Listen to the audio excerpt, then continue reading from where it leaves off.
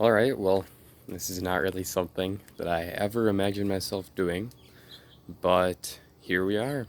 I decided that I wanted to start making YouTube videos talking about the NBA because I love talking about basketball, and none of my friends really watch the NBA at all, which is kind of a bummer for me. So I thought that if I started making videos and putting my opinion out, then I can start having conversations with people about the sport, and I think that'll be really fun. I don't know if anyone will ever watch these videos, but I'm happy to be making them, and I think it's going to be a lot of fun. So, today I'm going to be talking about the games yesterday. So, the Jazz Nuggets game, the Raptors Nets game, the Sixers Celtics game, and the Mavs Clippers game. So I guess we have to start with the first game of the day and what was also probably the most exciting game of the day, which was the Jazz Nuggets game where Donovan Mitchell, who I am a big fan of, as you can tell by the jersey, scored 57 points in what was just an unbelievable effort to try to carry the Jazz to a game one victory. And unfortunately for him, yeah, the team wasn't able around him wasn't able to get it done. Although he did have some very costly mistakes. The 8 seconds violation is one that stuck with me the most because it was in the last 2 minutes of the game, and it was just a careless turnover. And then Jamal Murray came down and knocked down a three, and that was just a real momentum changer. And I view that as a big reason why the Jazz lost that game. Of course, there are other reasons. He didn't get any help, so you can't put any blame on him for that. But that play just was really, really costly. He also had a few bad passes, especially in the first half, where it was just kind of careless. He tried to thread the needle, and it didn't end up working out. So he had a couple more turnovers than you'd like, but really it was just a great game for him. I shouldn't even be talking negatives because of how well he played. He was grabbing rebounds, most of them were not contested, but scoring the ball he was putting on a clinic. It reminded me of Dwayne Wade watching him out there. And that might just be because that's the other two guard who has really been a great scorer in the NBA since I've been watching, but the way that he hunted out matchups was very impressive to me. That was what really stood out. He would not he would pull the ball back and really slow it down, which is impressive for a third-year player in my opinion. And he would slow down the offense and wait to get matchups he liked. So he would try to get Porter switched on to him or Jokic switched on to him instead of having, the high quality perimeter defenders, Torrey Craig and Jeremy Grant did a really good job on him. I thought that was probably, other than Torrey Craig, the best matchup the Nuggets had for him. So he did a great job of hunting out those mismatches, and once he got those mismatches, he did a great job getting to the rim and pulling out those very impressive reverse layups.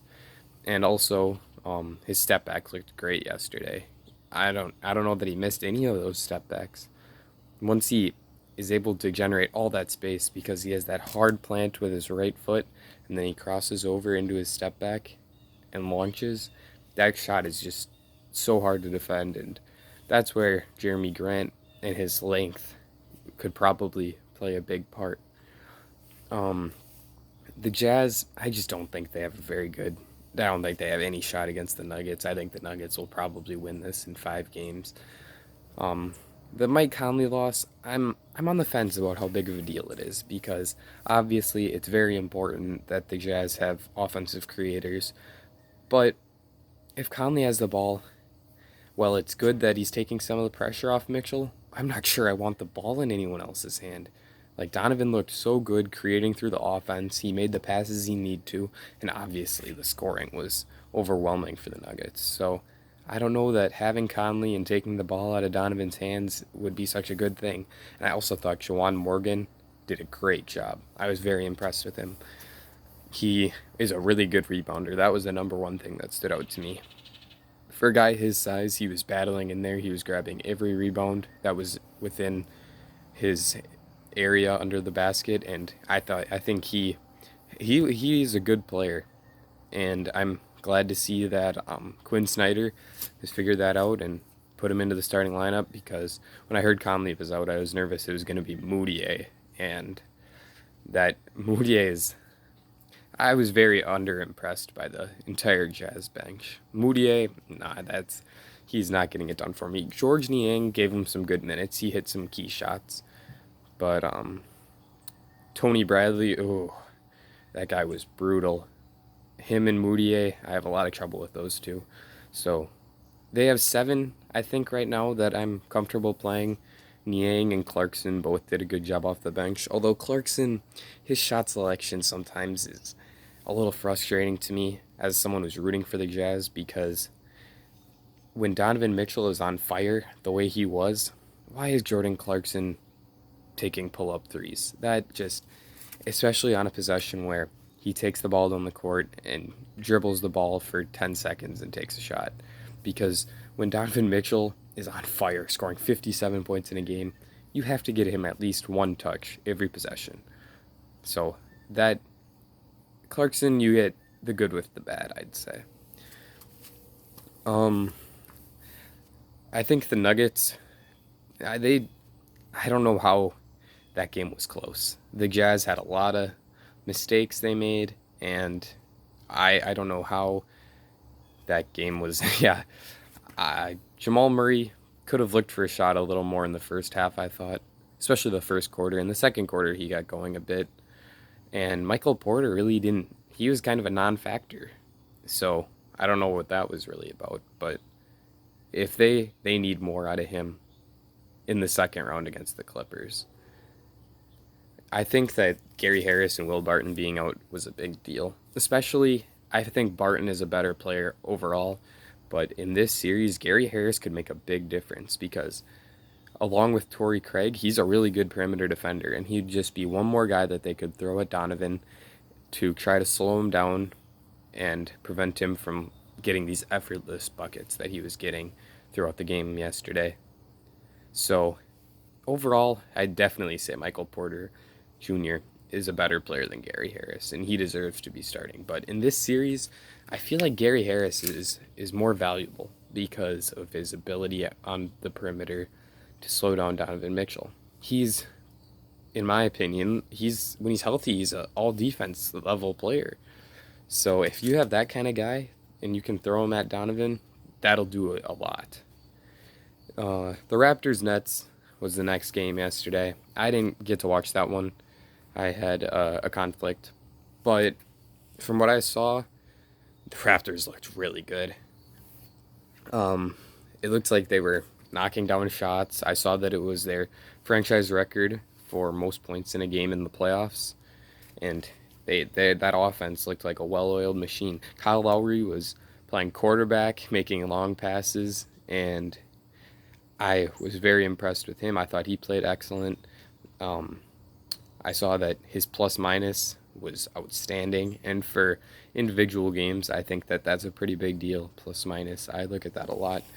So when your team is better with you on the court, obviously you're a pretty key plug in the rotation. Van Vliet, I mean, I don't know how I didn't start with this guy. He couldn't miss yesterday. He was shooting the lights out, and I just really like watching Van Vliet because I feel like he is, kind of a hardworking guy who really doesn't have the most natural talent, unlike a lot of the point guards you see, a lot of the elite point guards. And obviously he's not quite elite, but he is a top 15 point guard in the NBA. And as we saw yesterday, he's a bucket. He can hit shots. So I think that his free agency is definitely going to be very interesting. And another guy who's a free agent this upcoming season, Joe Harris. From what I've seen of him in the bubble, he's looked really good to me. Obviously, we all know he's a knockdown shooter. He's going to hit shots, and that's going to be key for your offense. But what I've been seeing more and more from him, especially in the Trailblazers game, and this may just be because of the Trailblazers' sketchy defense, but he was actually able to get shots closer to the basket, and he was finishing well. So if Joe Harris is doing this, I think he can be a really, really valuable player for a championship contender. And I'm interested to see if the Nets are able to bring him back, because if they are able to, that'd be a big boost for them. And speaking of Nets players that may or may not be leaving the team, Karis LeVert in this bubble has really broken out, and I'm really high on Karis LeVert. I think that a lot of people are saying the Nets really don't have a bright future because what if KD and Kyrie leave in 3 years? They could be in big trouble, is what a lot of people think. But as long as they retain Karis LeVert, I think they're in a good spot because if KD and Kyrie leave, they've got a ton of cap space. And I think that Karis LeVert is a future star. At this point, they're saying, well, a lot of people are saying that they could trade him for Bradley Beal or Rudy Gobert. I don't know about that one, but that's another person, obviously, who's been in some trade rumors. They could trade him for Drew Holiday. But I'm really unsure of how big of an upgrade it is to go from Karis LeVert to Bradley Beal, because I think Karis LeVert is really, really good. He's a lot of people say a future all-star, but I think he's playing at an all-star level right now. So if he can stay healthy, I very much think he can be a third player on a championship team, which obviously the Nets would love to be next season. So I really think they should retain him, and he is their star of the future and a star now. So I'm really high on Karis LeVert, and I think he's a great player. The third game yesterday was Sixers Celtics, which was a lot closer than I thought, and I have a few takeaways from that game that are a little not what I was expecting, I guess. I thought that if going in, if you told me the 76ers had, well, what was it, 17, 18 turnovers, and the Celtics were generating points off of almost all of those, I would have told you, yeah, this game was not close. The Celtics won by 20. And that was not the case. The 76ers were able to keep it really close, and I thought they had a chance to win in the fourth quarter, which obviously, with all those turnovers, is pretty impressive. And now you could say that the Celtics didn't have their best game either. They shot a really low percentage from the field, and I think that might not be so much of the Celtics having a bad game, but the Sixers have a really, really good defense. Obviously, with Ben Simmons, it would be even better, but they just have all of these wing defenders that they can throw at the Celtics players. Josh Richardson looked really good yesterday. On offense, he was getting good looks and knocking down shots, and on defense, he did a really good job on Kemba when he was guarding him. Once he was matched up with Jason Tatum, it was another story. Tatum is really good, but I thought Richardson did a pretty good job on the perimeter yesterday with his defense. Matisse Thybulle is a good defender too, although he's a rookie, so it makes you nervous about in clutch situations what he might do, but I think he's a good player, and he played well yesterday on defense. They also have like Shake Milton, Tobias Harris, guys like that, although obviously they're not as good of defenders as the first two I mentioned, but I also want to talk about Al Horford. I mean, in 2 years, it's crazy how much this guy has fallen. I know that people have been saying it all year, but he really just does not look like a starter level player in the NBA anymore, which is so surprising to me because watching the Celtics dismantle my Bucks, who are my favorite team, 2 years ago in the playoffs in 7 games when the Bucks were the 7 seed, Horford was the best player on the court at all times. He was a Giannis stopper, and on offense, he could space the floor. No, you could say Tatum was the best player on that team, but I believe it was Horford, and I think Horford's the reason they made the Eastern Conference Finals. But Horford is just so slow. I can't believe it. On defense, which is where I remember him being greatest. Like, he slowed down Giannis, who was one of the hardest players to stop in the entire NBA. But now, he just is slow. He's not a good defender. And in this series especially, where the Celtics are playing Gordon Hayward at the 4, I don't think he can guard Gordon Hayward. So I would like to see the Sixers go to a smaller lineup with Embiid at the 5 and Tobias Harris at the 4. And obviously, Tobias played a lot of 4 last year, so I really don't see why they don't do that. I think that Korkmaz could start, although he really didn't play much yesterday, but Really, I think it should be Thibault inserted into that starting lineup. And I think that would really increase the Sixers' chances of winning. And Tobias Harris, speaking of him, he really needs to hunt out his own shot more. Yesterday, it seemed like whenever he was getting to the rim, he had a lot of really good moves, and he was getting good looks and knocking them down. He scored a lot of points for the Sixers off of his ISOs, but he just really doesn't look for his own shot enough. I think he only had 13 or 15 points, and that's not going to get it done. He's clearly the second best offensive player on this team, and they need him to score 20 to 24 points per game for them to have any chance in this series. So I really think that this series could be closer than I thought, because going in, I thought that the Celtics were probably going to win this in 5 games, maybe 6. But after game 1, the Sixers did not play well, and it was still pretty close. So I really think that Philadelphia can take this to 7 games, and it's going to be a really fun series to watch. I really want to see if they can stop Embiid, and I want to see what the Sixers do in the minutes where Embiid doesn't play, because that's really key for them too.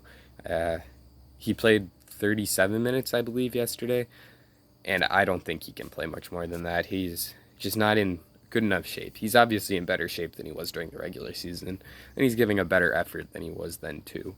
But he's still not able to play the whole game, a la Damian Lillard or James Harden, guys like that. So, yeah, I think that's going to be a really fun series. And on to another fun series, the Mavs and the Clippers. And definitely a bit of controversy yesterday. I think that Kristaps Porzingis should not have been ejected. The first technical, I don't know, it was a bad call. And then I don't think it was a pretty weak technical. But the second one I really have a problem with, because to me, it looked like Morris obviously grabbed Doncic, and then Kristaps came in to separate them, and it looked like he pushed him because he put his hands on him, but really he was just trying to separate Luka from Marcus Morris, and I don't think he had any ill intent. He wasn't trying to shove Marcus Morris. He was just trying to get him away from his guy.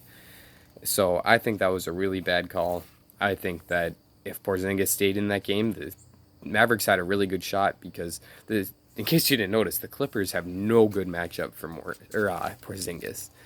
They're Kawhi and Paul George are too small.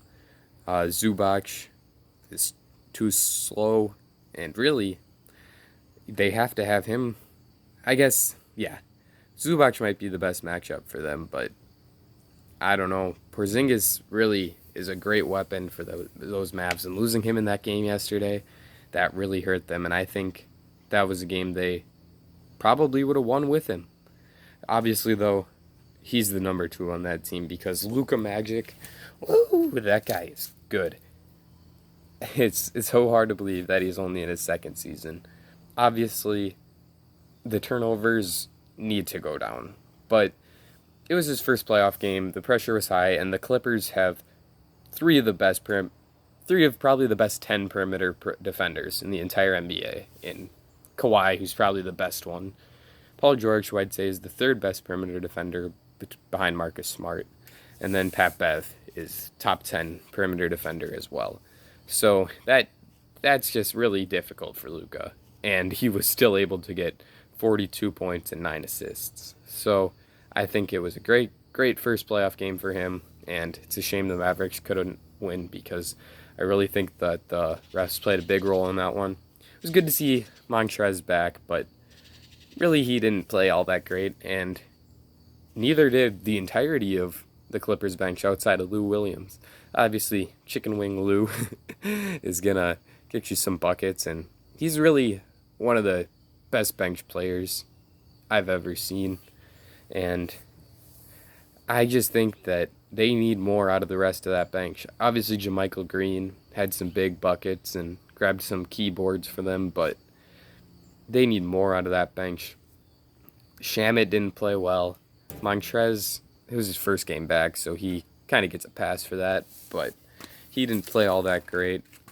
And that bench was just lacking for me. And they really got outplayed by the Mavs bench. Seth Curry played well, Delon Wright played well, Trey Burke. Trey Burke is a really good player, and I'm really happy the Mavs gave him a shot here to be a rotation player in the bubble because he deserves it, and he looks really good. It might just be kind of what was going on when he was on the Knicks, where who knows how real the production is, but I think he looks like a winning player, and he belongs on an NBA roster. So if the Clippers bench is playing like this and being outplayed by other teams' benches, they might not be the championship favorite that I've thought they were all season, as they are my pick to win the finals over my beloved Bucks, unfortunately. But yeah, it was a great first day of the playoffs. Obviously, Donovan Mitchell looked great, but I don't think the Jazz can do much in that series. The Raptors Nets. The Nets are playing hard, but they're overmatched. The Raptors will win that one pretty easily. Sixers Celtics, I think, is going to be a great series, and same with Mavs Clips. So, really fun first day of the playoffs, and I'm looking forward to talking about lots of basketball here.